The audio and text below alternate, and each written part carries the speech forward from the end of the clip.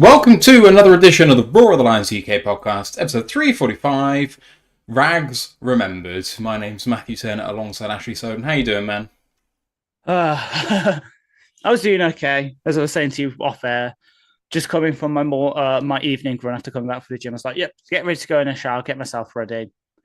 And then the news broke. And I'm going to be honest, I'm not ashamed to say it. I teared up a bit because, as people can see, I'm literally wearing his jersey. I'm lucky enough that I do have his jersey. Admittedly, it's the old kind. But um, yeah, we've only really got one player who's been here consistently since the Quinn Trisha era now, and that's obviously Taylor. I know Glasgow's here. He was drafted by that regime, but he obviously had that little stint in Denver, so it doesn't really count.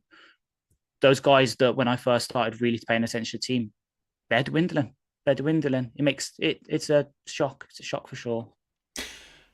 I think we're at the point in our fandoms where, and I've seen a few, but not very many, where you've seen their entire career go from start to finish, and as a Lion as well. And I know Frank's career wasn't the longest, but it was one of the sweetest, especially towards the end. We are going to be breaking down Frank's retirement and talking about him and about the implications for the Lions and what we do from here.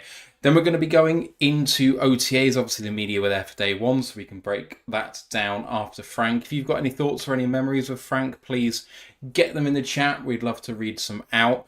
And before I go into our preamble, I've put the link in the YouTube, but the link is up for the Rags Remembered Foundation. If you remember, that is Frank Ragnow's foundation. It is to remember his late father who passed away in 2016, which, if I remember rightly, was in his final year in college. Arkansas, yeah. Yes. So I know that the Lions fans have given to that foundation very generously over the years, especially when Frank has done something particularly meteoric in a Lions uniform.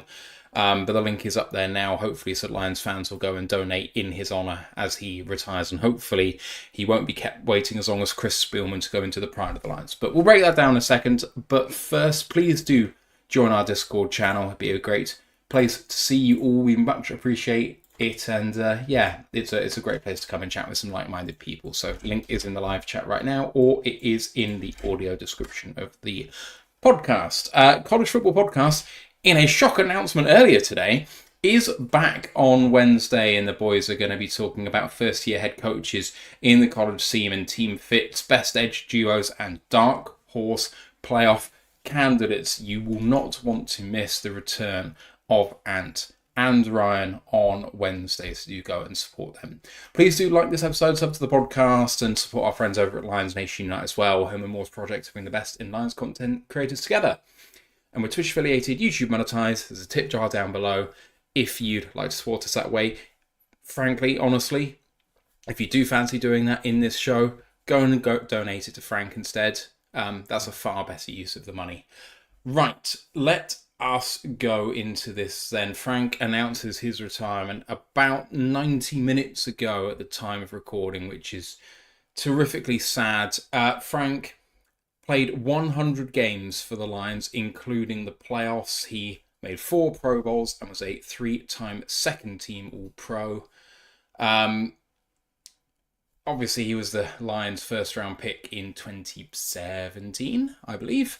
Ash, any thoughts? Obviously, you got his jersey. For me, when I was trying to explain it to Sarah, when I kind of looked glum and forlorn earlier, she said, "Why are you sad?" And it's like, well, it doesn't affect you, though. And it's like, okay, but when you like sports and you like the team and you get attached to the players, there's some players that you really like. And most of them, it's because they are flashy, they're loud, they do some spectacular things. And the thing about Frank, in some ways, is he was everyone's like second favourite player because he was excellent with no fuss. He'd quietly just go out there and be the best player in the world in his position for a long time. And the more I talk about it, the sadder I get. So what's your memories of Frank? Well, there's obviously one game that sticks out to me, and talking about it will probably make me as choked up as he was during the game. Of course, I am referring glum, like in a sort of way to the game where he played through a broken larynx, where we're against. I should just say 2018 first round pick before I get flamed, by the way. Sorry. Yes, larynx. Yes, Larynx, the broken larynx game where he obviously suffered that. Literally couldn't speak, but still somehow played through it, was doing all the blitz calls via sign language or something. And we still managed to win the game. Like that, the fact that he played through all these injuries, I know the people are like, some people are like, oh, guess he doesn't like the Lions' new OC, all this. He thinks the team's going to go downhill. The dude is fucking carrying so many injuries. He's on the injury report week in, week out. Like he's just had his own category, just the Frank category, where he's on there, he's carrying injuries, but he's still gonna turn up on Sundays, put 100% in. And that's the good thing. He is a major part of our turnaround. And obviously, he was drafted by the previous regime. He was one of the few presidents they actually kind of left us on this roster. The fact that him and Decker both stood up to keep Frank around, Hank Fraley around when the regime changed. The fact that he again played a massive part in keeping Hank around this off season, when obviously he got the interview for the Seattle job to be offensive coordinator, and then obviously he came out in his interview during training camp was like, oh yeah, major reason was because of the family and offensive lineman didn't want to leave him. He is a major cornerstone of this roster. Hell, I was listening to, of course, it's a ticket off your bingo card. It's the Kirby Joseph reference on the podcast. But I was listening to his live earlier when he was saying about it, like, he put it something pretty much perfectly. We all should be like Frank. The fact that, yes, you say, came in, did what he needs to do, was one of the best, if not the best person at his position for a good couple of years. Did that with all the injuries. Never really kicks up a fuss. Did all the stuff on the side of the charity work. Was obviously a Walter Payton Man of the Year candidate a couple of years ago for all that. Obviously, I don't think he won, unfortunately. I think that's the year Claire Campbell won it. But he was the consummate Lion. And yeah, hopefully he does go into the Pride of the Lions in the stadium pretty soon, because admittedly, this is 100% recency bias. There probably are centres out there in the in the Lions history that are better, but he is one of the best offensive linemen that the Lions have ever had. Probably the best centre that I can recall, at least. And it's going to be tough to replace him long term. I know, like, we probably will never get back to the heights of having the best centre in the league, possibly because obviously Tyler Linderbaum's out there, Creed Humphrey, there's other centres out there. But for a good couple of years, we could at least put pride in the fact that we had the best centre in the league, and he was that good.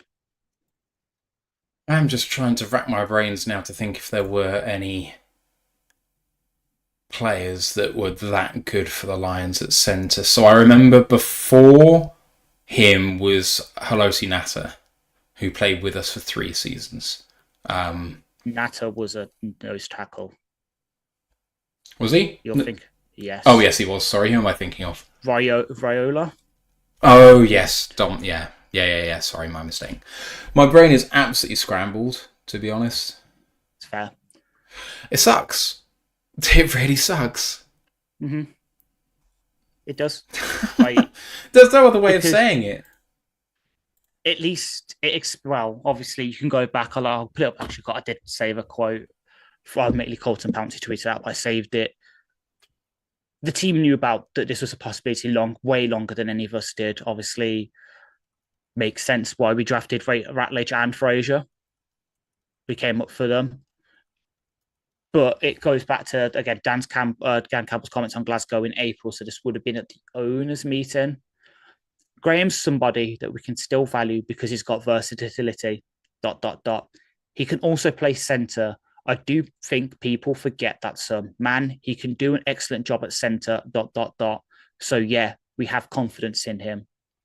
If Dan was saying that about Glasgow in April, and you can go back to some of the other comments like Brad Holmes and that have made, I think there's been an open line of communication between Frank and the regime, him saying, okay, I am actually seriously considering retirement here. I'll let you guys know when I do make a decision, but just so you know, so you can make contingency plans, I am thinking about it. Obviously, we'd go out and draft Pat Ratledge, we go out and draft Miles Fraser, who's also a versatile lineman. Ratledge is, and the Jordan retweeted earlier, was one of the guys in the OTA offensive line group at the Combine who was asked to stay behind and do centre work. I know he got reps at Georgia as a backup centre. I know rookie minicamp, and then as we'll get into in a bit in the OTAs, Ratledge was taking the first team centre snaps. So at least the teams had the wherewithal to do this. And I know one of the questions you've got on here is, do we need to go search for a replacement? The honest answer is we can't. There is, unless we somehow pull it off and trade for Creed Humphrey, or next off season, I know Tyler Linderbaum's going to be a free agent currently, even though the Ravens are probably now going to tie him down in the next 5 minutes to a contract extension. There's no one-for-one replacement for Frank in the league, unfortunately, and it sucks. Yeah, the question is not meant to indicate that we can replace him, but that's not the point. There is literally a hole on the roster now. So the point is, do we move on from this now and talk about the impact, or do we just stay on him for a minute? Okay, one thing I will mention, because a few people have already asked me this question, is what are the cap implications of Frank going? So I guess this is impersonal, but it's still on Frank. So my net cap knowledge is pretty good, and I often get asked about cap stuff. Mm-hmm. However, I'm not 100% sure on this process, so this is how I believe that it works. His salary now does not happen this season, obviously, because he's effectively not on the roster anymore, so he doesn't get paid. But what he's been paid in advance for his bonuses, whatever was going to be prorated into the future comes into effect now, because his contract effectively ceases in this year. Therefore, you can correct me if I'm wrong, but I'm pretty sure this is right. So he has his original signing bonus, which is 1.2 million this year. That's just going to stay. There's nothing else in the future. But then we did put another year onto the deal on an option bonus. There is $3.6 million of that in the future. That now comes into effect this season. So it adds 3.6 million to the cap. However, there's $100,000 workout bonus, which isn't going to be in effect, and we save $9.15 million on the cap because of the salary. So I think the cap saving is about $5.65 million, but you are going to say something else. Luckily for people asking that question, Eric released an article half an hour ago breaking it down, because today, it being June the 2nd, post June 1st cuts come into existence. So, well, if that's you've outlined option one, which is the most likely option given what the team wants to do in the future, extensions and that. But because it's now June the 2nd, the team can technically act as if this is like to use like a sort of post June 1st kind of thing, where they can split the cap between this year and next year if they so choose. So that would save 9.25 million this year, but then it would cost 3.6 next year, which actually appears quite likely, actually, is the option that they would take, I think. But obviously, for the full breakdown of that, go to Eric, because he explains it a lot better than I could from my brief reading of it, because I remembered it from out and hadn't read it yet. So it's quickly like... I mean, if the numbers are still what I quoted, so that's still going to work too. By the way, there's lots of articles out there saying 96 games played, 4 playoff games too. So that makes it that round 100 figure that I said. I haven't read his message in full, so I'll just do that now, just because I think it's a really nice statement by Frank, very professional and upstanding in what we've come to expect of him. He said, "These past couple of months have been very trying, as I've come to the realization that my football journey is ending and I'm officially retiring from the NFL. I've tried to convince myself that I'm feeling good, but I'm not. And it's time to prioritize my health and my family's future. I have given this team everything I have, and I thought I had more to give, but the reality is I simply don't.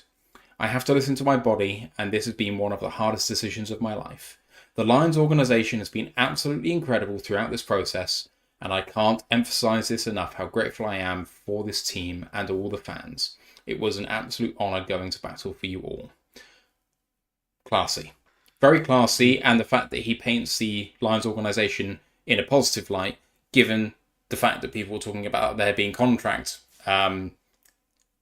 funny business going on, which can paint the organisation potentially in a negative light. The fact that he, in his retirement announcement, goes out of his way to throw positivity on the organisation, I think is a really, really classy move. Okay. Implications, effects on the Lions. So, what do you think the impact is on the Lions' prospects going forward? How much of a loss is he? There's no replacing him. You adequately described that. But what is that impact on us? Well, obviously, we lose that kind of nice centerpiece in the middle of our line. As it was looking iffy already in terms of the interior, because technically both guard jobs are up for grabs. Now that center job is as well. So while we still got Taylor on the left, got Penn on the right, that interior now is a big question mark, which sucks, because that's the one thing about Goff. Goff can handle pressure from the edges, but when it's up in his face, when it's in from the interior, he panics a bit. We saw that. I hate bringing this game up because obviously I know we're trying to purge from our memories in a way. That Commanders game, part of the reason he got so flustered is because Jonathan Allen went off against Graham. He had pressure in his face all day, and it made him flustered. It forced him into bad situations. So really makes it hard. Like I know, obviously, I think the betting markets already started adjusting to it, and now our loss totals come down to 10.5 on some betting markets because of this. It does have that effect because he is that kind of player for us. He does mean that much for the offensive line in terms of consistency, the blitz pickups. He's one of the most cerebral centers in the league. Even if the physicality was going, the blitz pickups he could do, the play protection calls he could do, we're missing that.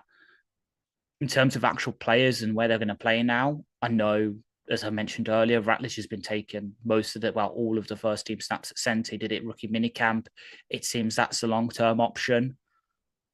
I think in the short term, we're going to see similar to what happened when we drafted Frank, ironically enough, where Glasgow is going to play centre like he did when we drafted Ragnow, because that was also the year that Travis Swanson buggered off to the Jets and then got concussion and retired.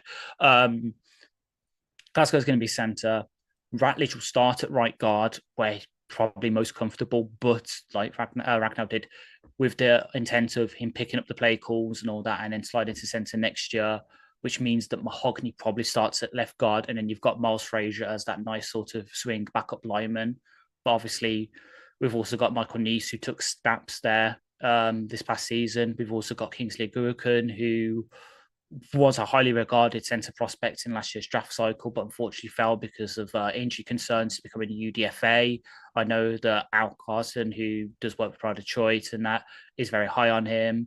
So same with between the numbers, Anthony, who obviously works on the grit index with Eric, they're very high on Ogoakun, but the fact that he got messed around a bit in terms of OTAs playing like guard, and that probably rules him out. But yeah, it just means that now Graham again is having to move into that centre position where he recently hasn't been the best, but in terms of the short term, it's the best option because at least you know what you're getting there. It might be a 6.5 out of 10 performance at centre, but at least you know you're getting that rather than the volatility of Ratledge. He could have 10 out of 10 games at centre, but then also could have a 2 out of 10 and cost us a game. At least with Graham, you know what you're getting. You can plan around that rather than the volatility of playing Ratledge there day one, snap one, where he hasn't really taken a proper NFL snap yet, unless we play him in the preseason. And we're kind of what we're going to do with Manu, supposedly, and just play him every snap of every preseason game at centre, just get him that experience, and then hopefully he can hit the ground running game one if we need him to against the Packers. I think Ratledge will get his chance in both positions just because I think they want him to eventually live at guard. Some people feel like he's been drafted to be the centre of the future. I think that's a reasonable opinion as well. I do think that this allows Kingsley, we say Aguakun, I know that Riz says Guakin, but I think it gives him a route to the roster, which didn't previously exist. Yeah. I think he has a shot to be Mr. 53.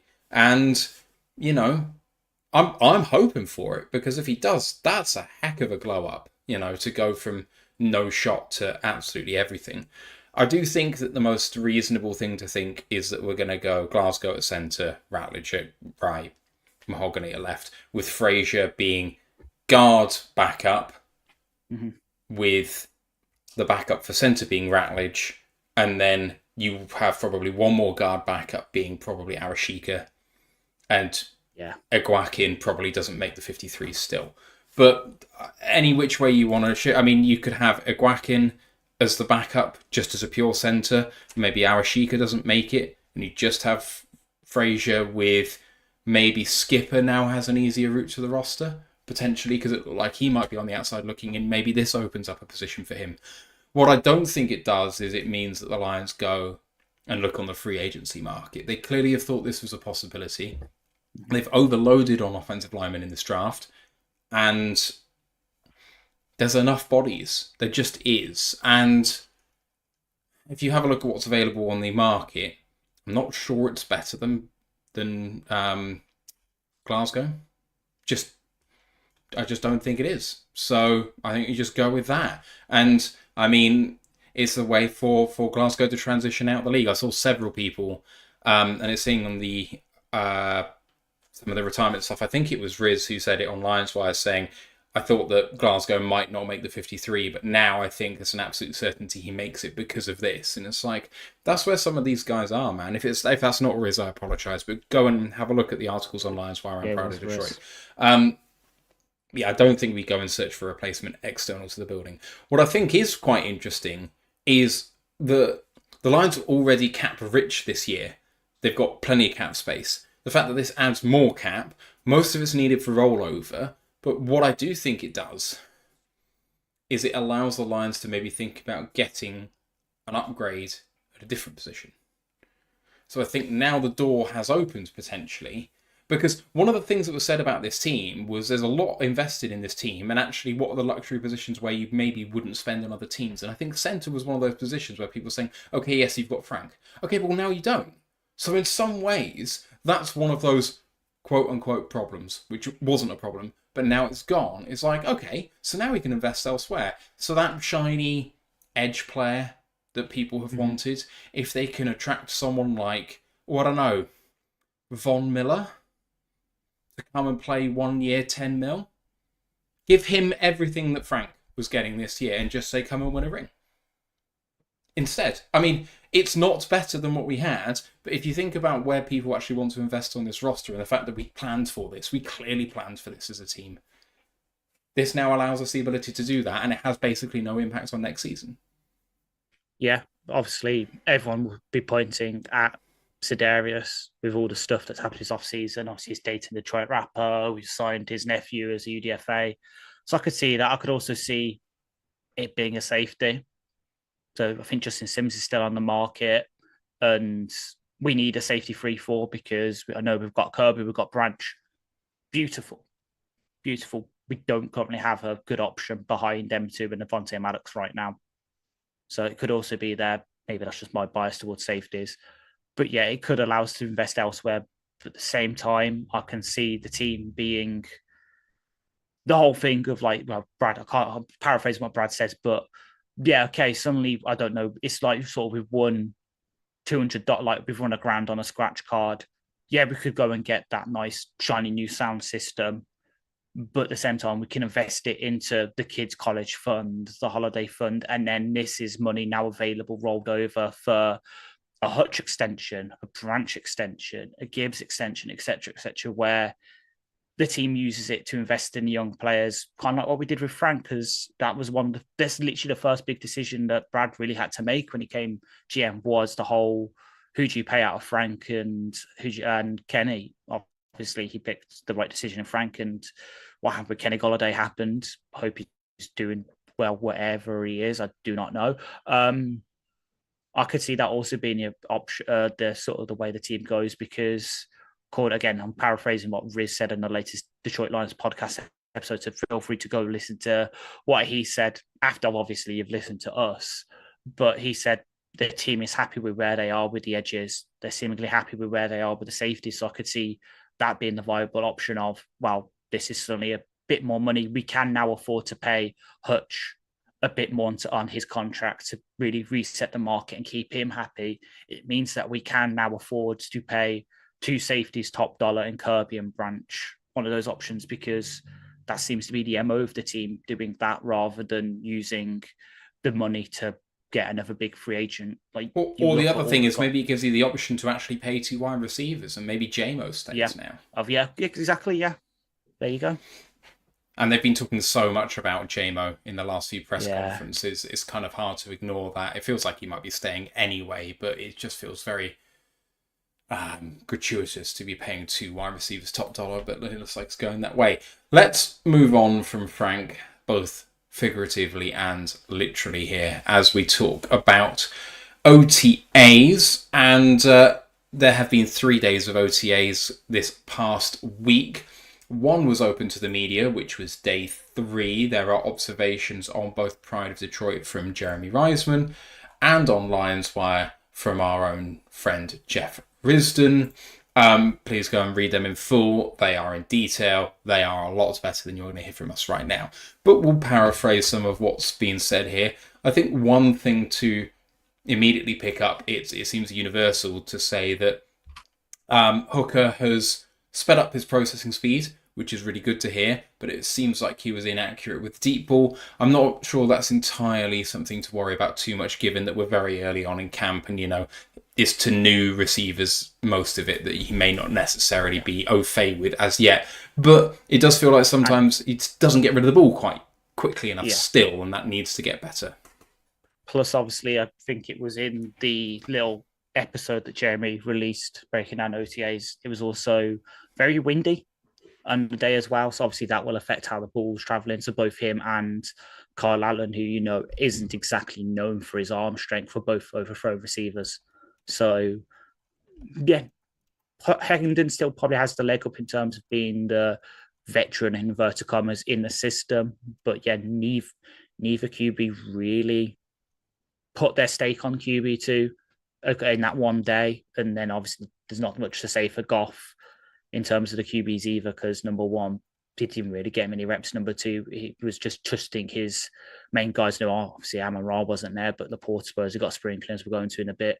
And then a certain Bird receiver who wears number 12, and I've been talking up for nearly a year now, was having a good day as well. So yeah, it's just a whole chemistry thing with new guys.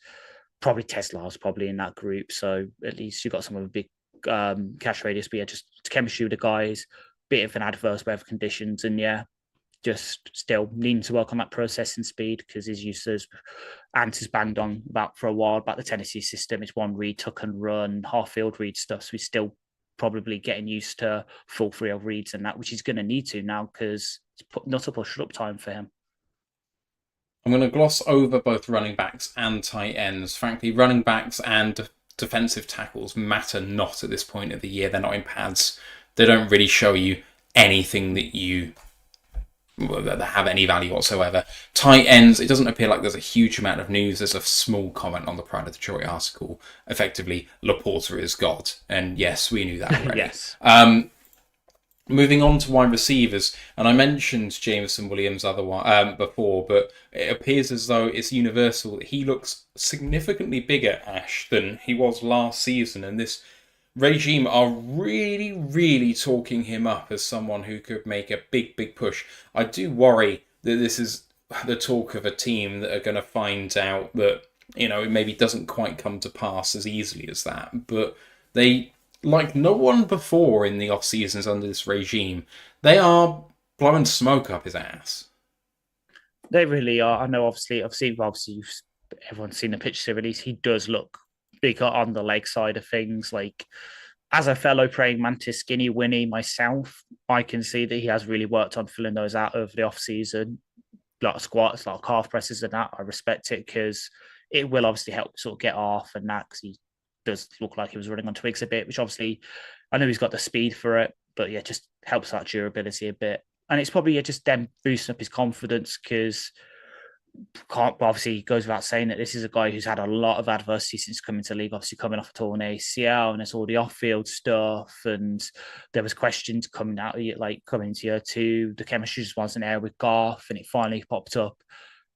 It very much seems that JMO is a confidence player, which is not a rag on him at all. It's just how he is, that this sort of blowing smoke up his arse will then think, hang on, no, the other team really trusts me here. I can carry on. Like, I'm always a hard worker, but it's nice to see me getting reflected on that. And it will boost his confidence, which means he's more confident to do some of the stuff like, make a catch over the middle in 15 yard in when he's got a linebacker and a safety crashing down on him, instead of thinking, the team doesn't trust me here, so I don't trust myself. Instead of be like, but the team trusts me here, I can hold on to this ball, and he will do, which is obviously really good news for us, considering this is a guy who missed a couple of games last season, managed to break the 1,000-yard barrier and all that, and obviously he's technically coming into a contract year in a way, so it's good. It's nice to hear that. Obviously, I know obviously Amon Ra's not there.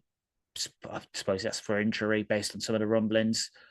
We've got that consistent number two, which you obviously always need, because if teams key on Amon Ra and Laporta, which they did at times during the season, you've got that deep threat on the outside that teams also have to respect, which will open things up for everyone else.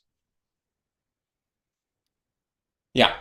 Moving it on from wide receivers, and we get to actually a very brief bit just on numbers changing and screwing up the media, which is quite funny. So JMO's gone from 9 to 1, Mhm. which was that a cornerback's number last year? It was, I swear it was TA. I can't remember who It number was either one was. TA or it was Carlton. I can't remember Or either way. But anyway, Ennis Rakestraw is now 9. So if you see 9, it will look like a wide receiver, but it's a corner. And they line up against each other, which is weird. And then Jameer Gibbs was 26, is now 0, but 26 is now a DB in Maurice Norris. So obviously they line up yeah. often as well. So there's a lot of kind of funny business going on there. Otherwise, And yep, and obviously Tim Patrick, which surprised everyone because they were getting used to it. And obviously he's the one that I mentioned earlier that had a really, really good day at OTAs and impressed everyone, which obviously makes me happy because I've obviously blown smoke up his arse since we signed him. So nice to hear that as well. But yeah, just it's nice to know that at least it's not us noobs who get confused by the numbers sometimes. Like, who is that? It's also the beat reporters. They need a bit of adjusting to it as well.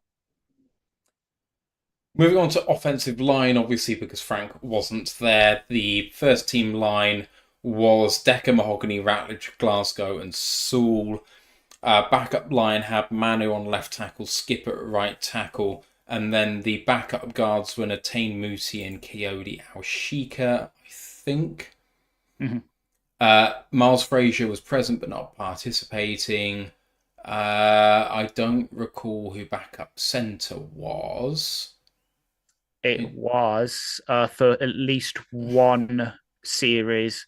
Colby Sawstorm, That's true. and then they pulled him out because there was a low snap and that, and then it was rotated between Agurican and Michael Neese as the guys, according to Jeremy on Pride of Detroit. That makes sense. Okay. Defensive line, apparently Hutchison looked fantastic.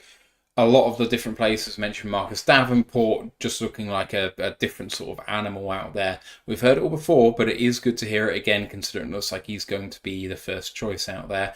Ahmad Hassanin, I can't remember which one we decided it was. Hassanin. Thank you. Apparently he looks like he's still playing with his hair on fire, although I think Riz noted that he very badly needs a counter, which isn't an inside spin move. But hey, it's one more than none, which is what a lot of college players have at this point in their career. Otherwise, I mean, it's defensive line. Like I said, you don't really find out too much about them at this time of year because the offensive line is just so broken by not being able to have pads on. They can't really get their hands on these guys. Linebackers, very little depth out there. Which means that Grant Stewart was, I think, Riz's player of the session. Yeah. He also started a fight after having his helmet taken off, which is fun in walkthroughs. Trevor Nowaski seemed to have a really good day. I think that was also Riz talking about Nowaski having a good day with a couple of pass rush wins. What else do we have here? Corners. So DJ Reed didn't really do too much in terms of reps, which means it was Rakestraw and Rock Yassin on the starters on the outside. Avonte Maddox filled in for Branch at safety. I don't think there's too much else there. So we had Dan Jackson doing very well playing downhill and good closing burst, but can't do anything if it's not kind of not to near him, which is unfortunate. Yeah. So if he gets beaten for speed, then you're in trouble. Yeah. So Briz in the DLP episode mentions that on one rep, Jackson was unfortunately matched up against JMO, which is a mismatch for basically any safety in the league. And after the play, JMO supposedly went up to Jackson, was like, "Oh, I beat you because you were too high." So the fact that now the confidence, as we mentioned over the confidence of JMO, the team's giving him, he's also got that. I think Chris said it as conscious, like conscious ability. So instead of obviously the unconscious, oh yeah, good because I've got talent. He knows what makes him good. He knows what he's doing to beat them, and now he's passing it on to other players like Dan Jackson, who's got athleticism, but yeah, technical wise in coverage isn't there yet, which is why you get to beat on the deep stuff. The fact that JMO pulled him aside and said, "This is why I beat you. This is what you need to work on." It's good news, but obviously I think both Riz and Jeremy both said that currently Dan Jackson is the forerunner for that safety four spot, in front of people like Ian Kennedy and Mace Norris and Lauren Strickland, though we will come on to Strickland in a minute with a big role he's taken upon special teams. Nice to see that obviously the guy that 7th round pick, kind of seen as a fly by most people, he does have something there that's impressing the beat reporters. I mean, let's talk special teams. Then you alluded to it there. So, repping at personal protector, everyone's favourite punt position, Lauren Strickland and Grant Stewart. I do wonder whether that's going to be Steward's to lose. I don't know. My feeling on that is that Stewart might get the nod as the better special teams player generally of those two. We shall see, because Strickland is also a very good special teams player generally. Gunners, love it. Patrick, Jacoby Keeney-James and Ronnie Bell served as gunners. Keeney-James also rotated into punt returner as well. It looked like Khalif Raymond did very well at punt return reps, but Tom Kennedy did not, which is unfortunate for him given his route to the roster. That's pretty much it, I think, in terms of all of this stuff, just apart from the other miscellaneous observations. Just any thoughts on special teams from you? I completely agree with the assessment that Stewart's got the leg up there. Person protects, obviously, for people to know, that's the role that JRM usually played on special teams. And then before him, CJ Moore, Mr. Betting himself, did it. So it is an important role because it plays a key part in our fakes on punts. So both JRM and CJ Moore caught passes out of fake punts from Fox on that. As for gunners, nice to see people mixing in there, but obviously one of the roles long term in inverted commas is tied down, because that's Khalil Dawes' role on this team. That's how he makes the roster, is because he's such a damn good gunner. But it's nice to see that other players mixing in there. Obviously, your guy, Merrick, coming in both on gunners and punt return helps him, especially if Kennedy's not doing so well, because, well, Kennedy always seems to stick around because he can do that. So for a UDFA to be able to come in and do that and also rep at both punt returner and punt coverage gives him a leg up over everyone else, especially with the ability he could have in the slot as well. So nice to see, but obviously it's basic stuff right now. I know obviously you've got to wait to preseason to really see it, because there's only so many special teams drills you can do. You've got to do it in live reps, see how people play. So spoiler alert, that's something that I'm definitely going to be watching when we take on the Chargers, is how these players do on special teams, because you can bet that Strickland will get reps there, Stewart will get reps there, everyone will get reps there, because that's part of the reason that's preseason so important to us, because we can do stuff that you just can't do on drills. Yeah. Otherwise, Jeremy noted it might be the loudest OTAs he's ever witnessed. It challenges the old Deuce Staley versus Aaron Glenn days, which we saw from HBO's series, that they can get particularly feisty against each other. So if it was as loud as that or more, that's insane. And then otherwise, John Morton was collided with by Sam Laporta, with Laporta throwing a flag on it, which was quite funny. Otherwise, that's pretty much it, I think, in terms of observations from OTAs. There's a bit of a harsh question when I haven't put it on the prep sheet for us, but in terms of things that you maybe wanted to hear or not hear out of OTAs, is there anything that we haven't really heard about yet? I know there's a long list of players who, aren't participating or were limited, and here's the list that was very helpfully posted in our Discord for me by Carlton, and thank you, Carlton Wood, who is also in the YouTube chat. And this is the sort of thing you miss out on when you're not in our Discord channel. But Dan Campbell confirmed that at OTAs, the following players did not participate or were limited. Defensive linemen all in Miles Adams, Broderick Martin, Ali McNeil, Levi Onwuzurike, Josh Pascal, DJ Reader, Tyleek Williams and Becky Wingo. Linebackers, Derek Barnes, Jack Campbell, Malcolm Rodriguez. DBs, Terry Arnold, Brian Branch, Khalil Dorsey and Gavin Holmes. Offensive lineman, Miles Frazier. Tight end, Kenny Yeboah. Wide receivers, Amon St. Brown and Isaac Teslar. And running backs, David Montgomery and Sione Vaki. Obviously, the big one, and I know it's kind of cheating because I think everyone will have it on like the top of their list. Tesla. I wanted to see/hear about him, see how he is progressing from Obviously, the bit part role he played at Arkansas, being basically an inline tight end at times in the slot for them. How he's going to transition to the X receiver role. So kind of disappointed he didn't really take part, but that's what we've got a lot of time between now and snap one against the Packers. So I've just got to be patient. That the other thing, and I know it's a more macro thing, and it is something it's going to be very hard to see, especially if with how OTAs and that are. I know there were some rumblings from especially Riz that we are doing a bit more of it, but how that defensive front's going to look. I know obviously we seemingly are going to stick with the sort of 4 down even lines that we did use because there's not going to be much transition between Glenn and Shep. But with the way that the fronts that Casey Rogers likes to coach, look at when he was DC for the Jets, look at the fronts he's run at Tampa Bay under Todd Bowles.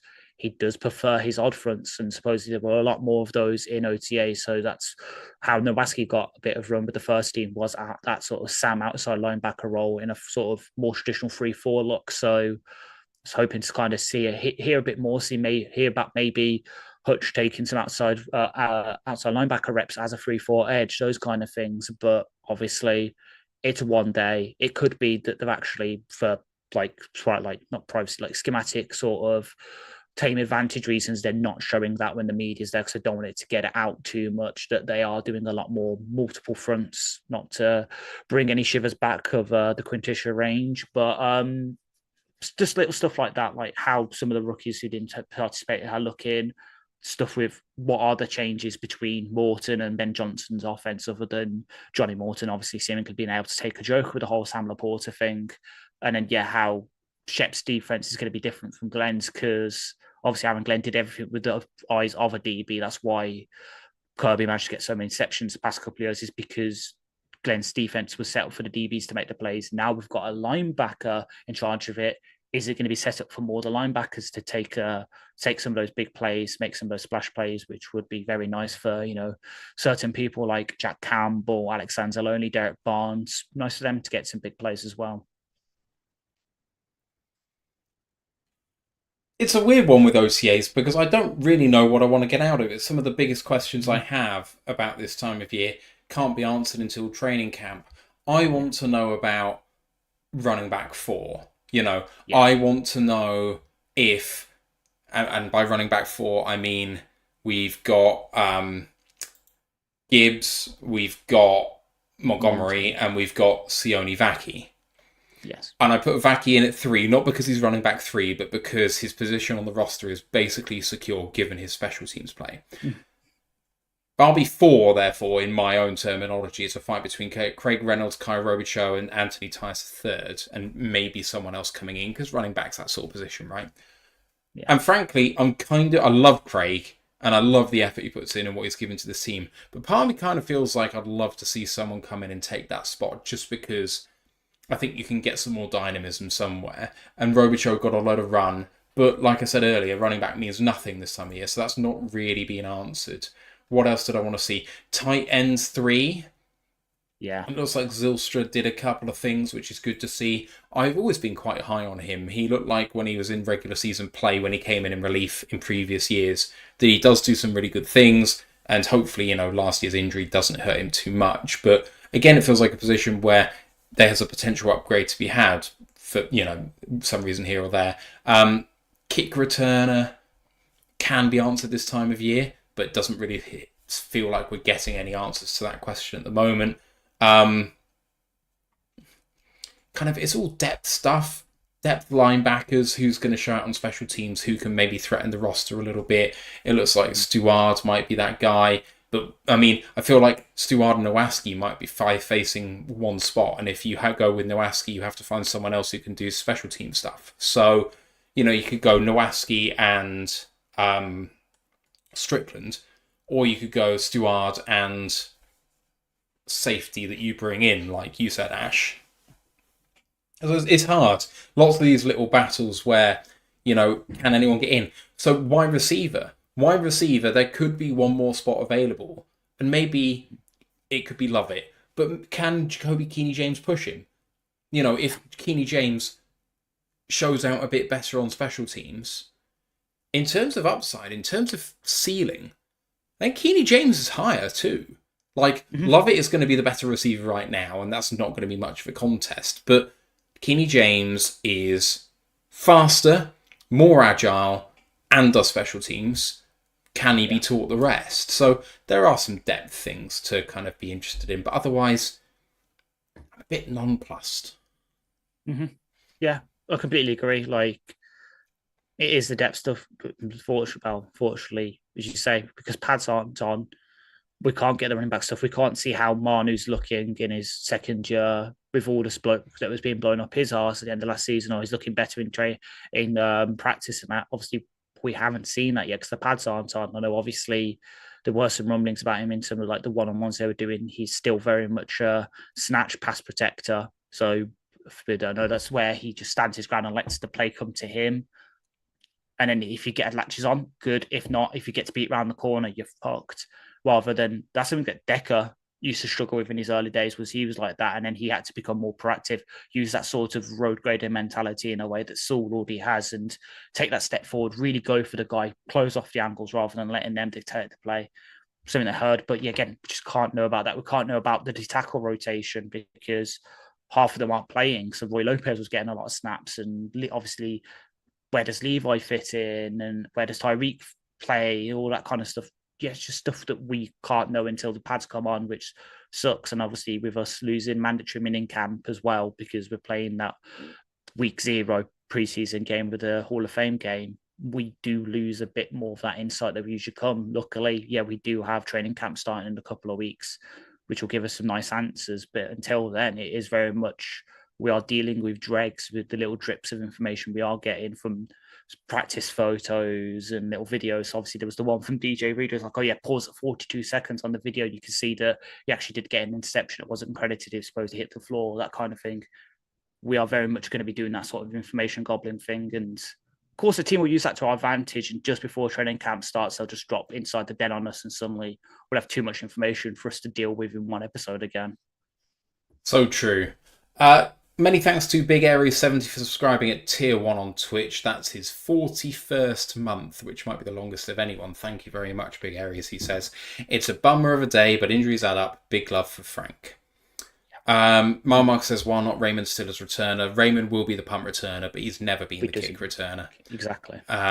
It's Craig usually. Craig and then Dorsey, but obviously Dorsey's injured, and then Craig, well, as we just mentioned, he's a 6 out of 10 on it. If you can get someone that's like an upgrade and might be a bit cheaper, inverted commas, and younger, you do that, don't you? Because we love Craig. If we do cut him away, we'll always remember, obviously, the block he got from Ron, that play against the Bucks, but Yeah.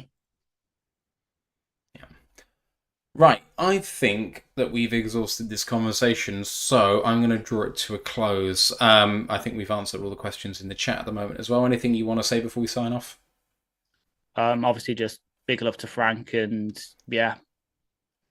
Also love that an FSU player has made the cover of Madden again. I will not have any downsides about FSU. Got to get that in there for the people with the bingo cards. Drink, everybody. Yeah, big love to Frank. Again, the link is in the YouTube pinned at the moment, so go and donate to Frank's foundation in memory of his dad. They do some really cool stuff when it comes to activities for children in the outdoors. So fishing and other bits and pieces like that. Do go and donate. It's going to make a big difference to kids who've been affected, like obviously Frank was with his father passing away and stuff like that. So go and honour him in that way. Our next episode, I think, is OTA Week 2 recap. That's what I've put on the sheet, but actually I'm questioning myself now because I'm not entirely sure that it is. Give me a second while I double check that. I mean, yeah, so there will be week 2 of OTAs. I know Jeremy won't be there, and I don't think Eric will be there either. So it is going to be both Riz and then insert Prod Detroit employee here who'll be covering it for our news stuff. So, but yeah, that'll be it. Cool. And yeah, do please go and support the College Football Podcast back on Wednesday. First year head coaches, team fits, best edge duos, and dark horse playoff candidates for the 25-26 season.